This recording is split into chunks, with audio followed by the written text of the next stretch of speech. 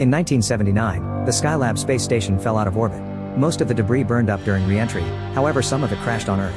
NASA said they recovered every piece, but they were wrong. In 2007 in Western Australia, Enos drives his bike to a gas station in the middle of a sandstorm and calls biochemist Martins, who is currently in Italy. Enos desperately explains he's tried to talk to several people at NASA and everyone keeps ignoring him. He tells her that the locals are dying because something came out of the Skylab's tank that crashed in Australia 18 years ago. Martins tries to ask for more details but the storm gets worse and ends the call. 27 hours later, Martins arrives at the same gas station and meets Major Robert and Lieutenant Trini, who work for the Defense Threat Reduction Agency or DTRA. Martins tells them that the tank was sent to the satellite with a parasitic fungus that could adapt from one species to another. However, she doesn't think that fungus is what came out of the tank now. She points out that nobody has been in this area since Enos' phone call, implying everyone is dead. After Martins injects herself with medicine in case of lethal allergens, the three of them put on hazmat suits and start searching the area with their body cams on. Trini wonders why NASA sent a hazardous organism to space, so Martins explains they wanted to develop an antifungal medication for astronauts. The group counts 14 homes and 12 cars, but not a single person. Eventually they find the tank and Martins notices that the locals tried to clean it with a folkloric solution made of potatoes and dish soap. It's located in a building called Skylab Museum, which has tons of old newspaper articles about the fallen satellite. Using a magnifying glass, Martins finds micro fissures and realizes that the potato mix leaked into the tank, so it fed the fungus. With just a little water, it could easily multiply. On one of the fissures, Martins notices a green stain. She asks Robert to hold her while she takes a closer look and confirms the green fungus has grown and mutated. Suddenly the fungus moves and lunges, so Martins steps back in fear. At that moment Trini announces she's found a body, so Martins goes to join her without realizing that there's some fungus stuck on her boot. It corrodes through the sole and moves into the hazmat suit. On a roof, they find a body with the entire chest cavity torn open. All the skull plates are split too. Robert looks around and discovers that all the locals are dead on the town's roofs with the same injuries. Martins theorizes that the fungus made them climb to the roofs and wait to burst, that way it could multiply and spread. Suddenly the dead man's head cracks and reveals all the fungus inside. Then Martins returns to the tank to get a sample while explaining that something like a spore must have penetrated the shell after re-entry, which means a new species has been born. Once the sample is secured, the group gets going. As the fungus enters Martins' body, she starts feeling hot and smelling burnt toast inside her suit. Soon dizziness makes it hard to walk and she pukes green fungus into her helmet. Then the fungus takes over her brain and repeats the word spread. Martins rushes to get in the car and Trini pulls out her gun, but Robert pushes her when Martins drives toward them. The vehicle hits him and hurts his back, so he can't move. When Martins tries to steal the gun, Trini fights her for it to no avail. With the gun in hand, Martins steps away from the agents and gains a short moment of lucidity, realizing what she's done. Martins disconnects the air tube from her suit and shoots into the hole, choosing to self-delete to stop the fungus. A few hours later the army arrives in the town to retrieve the sample. After they leave, the whole town is blown up. The sample is then taken to a secure facility in Kansas, where it's left in cold storage.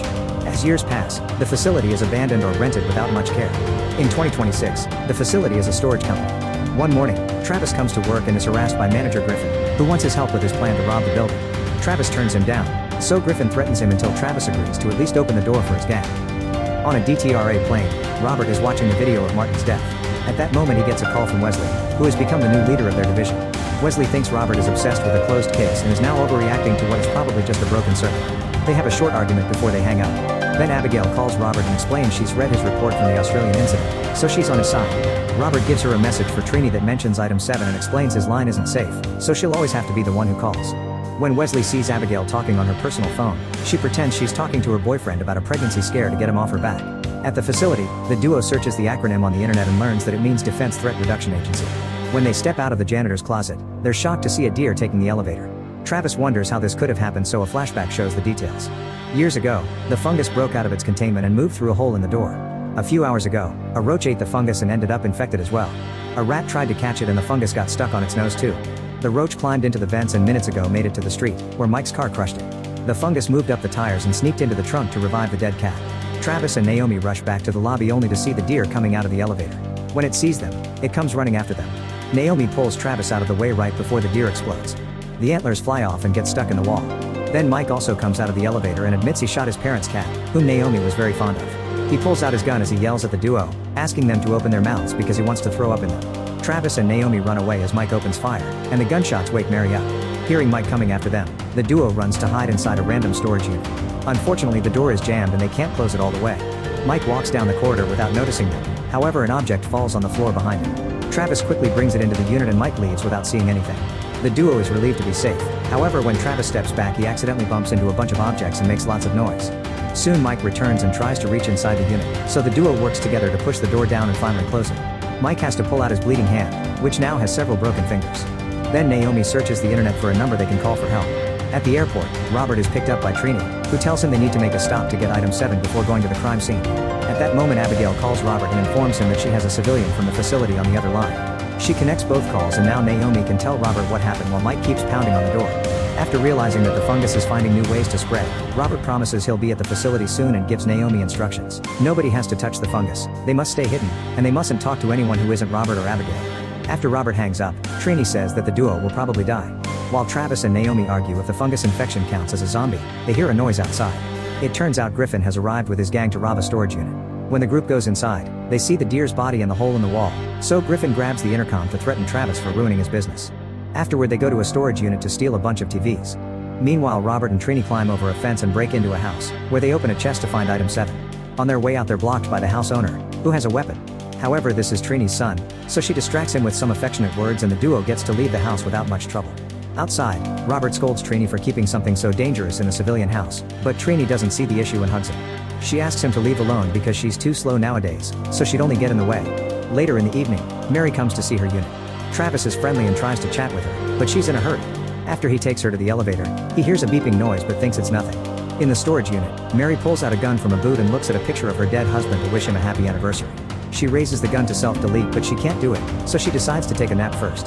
Then Travis hears the beeping again, so he uses the intercom to call his new co-worker Naomi. She comes to the lobby but she doesn't hear the noise. When they introduce themselves and shake hands, she notices his tattoo. At that moment Naomi gets a call and has a quick argument before hanging up. She then hears the beeping noise too. In North Carolina, Robert is awakened by a call from the government. After reassuring his wife that it's okay, he opens a safe to retrieve his old satellite phone and calls his old base. Abigail explains that they got a temperature breach alert from a decommissioned facility. Robert is angry because he tried to warn his superiors that the weather could affect the storage multiple times, but nobody listened. Since he's now retired, he'll need equipment and clearance. Abigail hesitates to grant their request, so Robert tells her that this is the situation that she sacrificed her personal life for in a moment to truly help the innocent. In the facility, Travis and Naomi realize that the noise is coming from behind a wall. When Naomi gets another call, she ignores it and explains it's her kid's father. Then she says she wants to break the wall to find the source of the noise, but Travis refuses because he doesn't want to lose his job. Naomi can tell his tattoo is from prison and guesses he's on parole, so she begs until he agrees. Travis brings some tools and breaks a hole in the wall to reveal a room with a huge computer. He goes inside to take a closer look, but it's Naomi who realizes this is a control panel that monitors temperature. After breaking more of the wall, she joins Travis in the room and he tells her that this building used to be a military storage. There's a map on the wall and Naomi takes a picture as she notices that there are lower levels. She wants to see them but Travis doesn't, so once again she starts begging. Travis finally snaps and shares that he spent his life being easily agreeable with other people, which is how he ended up in prison. Naomi apologizes for being pushy and Travis realizes she'll investigate with or without him, so he agrees to go with her. The duo takes the elevator and follows the map to find a door in the janitor's closet. It appears to be sealed, but a quick kick opens it and they find another hidden room. When they step inside, an alarm rings for a second. They look around and notice lots of equipment from the 70s, including hazmat suits. At the end of the corridor, they find the ladder entrance to the lower levels. A look inside reveals it's around 500 feet, so Naomi makes Travis go first. In the lower levels, the duo finds a door that says DTRA access only. Since they don't know what the DTRA is, they open the door anyway. On the other side, there's a sealed chamber and a big pipe with freezing water. In a corner, there are rats covered in fungus and struggling to move because all their tails are stuck in a knot. Some of them are even eating each other. While Travis steps away from a lunging rat, Naomi looks through the window on the chamber door and sees the fungus spreading on every wall. There's also some fungus on the door, but when she's about to touch it, Travis stops her. After Naomi mentions that the door is hot, the duo agrees to leave. Outside, Mike parks his car and hits the steering wheel in frustration. Then he stares at his gun before calling Naomi, revealing he's the father of her kids.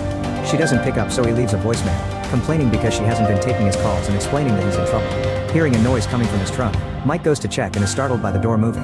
When he opens the trunk, he discovers that the cat he thought was dead is actually alive. Mike apologizes for shooting him, only for the cat to turn around and reveal he's missing half of his face because of the fungus. It hisses at Mike and jumps out of the trunk to puke fungus on the ground. The cat then climbs to the roof and goes up the antenna, where he self-deletes. After the antenna impales his head, the whole body explodes and the infected blood falls on Mike and some deer nearby. The fungus immediately rushes to Mike's brain to make him collapse and throw up for several minutes. Then it orders him to find more people, which Mike understands as find Naomi. After grabbing his gun, he enters the building with an infected deer following him. On the stairs, the explosion is heard by Griffin, who is trying to keep his infected friends under control with his gun. However, one of them runs back. Meanwhile, Travis and Naomi reach the chamber and discover that the fungus is now in the neighboring room too, so they have to stop it before it reaches the pipe. When they put down the bomb, they're shocked to see that Robert already started it, so they only have 6 minutes to escape. As they start running as fast as possible, the countdown glitches and the minutes go down faster. Outside, Robert notices that the fungus from Friedman's body is coming for him. At the same time, Griffin pushes the infected Robert toward the door and Robert immediately shoots him down. He also tries to shoot Griffin, who rushes to hide inside. At that moment, the body of the infected Robert sits up and speaks, so a terrified Griffin shoots him before going outside. When Griffin is about to shoot Robert, Trini arrives and kills him first. Meanwhile, Naomi and Travis find the way blocked by the last infected Robert. Naomi doesn't hesitate to shoot her down and the duo finally manages to leave the building. Trini raises her gun but Robert assures her that they're clean. The group helps Robert move and they get in the car to drive away as fast as possible.